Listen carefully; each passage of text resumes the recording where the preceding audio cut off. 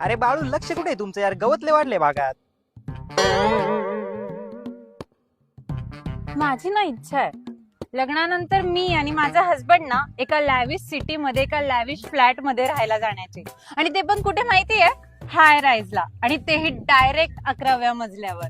Flat आणि बागायतदार कार्यकर्ते हाड.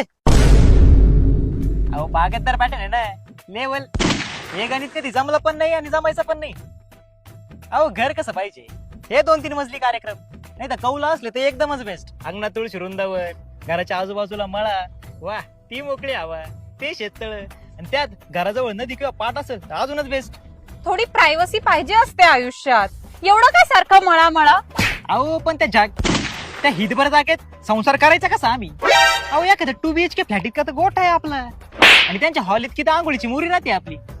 थोडं कॉम्प्रोमाइज तर तुम्हाला करावंच लागेल ना. कॉम्प्रोमाइज? अहो त्या छोट्याला जागेत जेवण घरात करायचो, चहाला शेजारच्या बायकोकडे जायचो मी. बरं चहावरच थांबले. काय? म्हणजे तुमचं म्हणणं आहे की मी तुमच्याकडनं प्रायव्हसीची अपेक्षाच ठेवू नको ना? अहो कसली प्रायव्हसी? तुम्ही ना एकदा उन्हाळ्यात अख्ख्या फॅमिली संग रात्री तारे मोजत बाजावर झोपून पा. एवढा आहे वाटेल का हैरत विसरेल तुम्ही? I hate you. काय? आईला आमचा विवेक तरी बोललाच होता. कार्यक्रम जाम बॉयलर दिसतोय.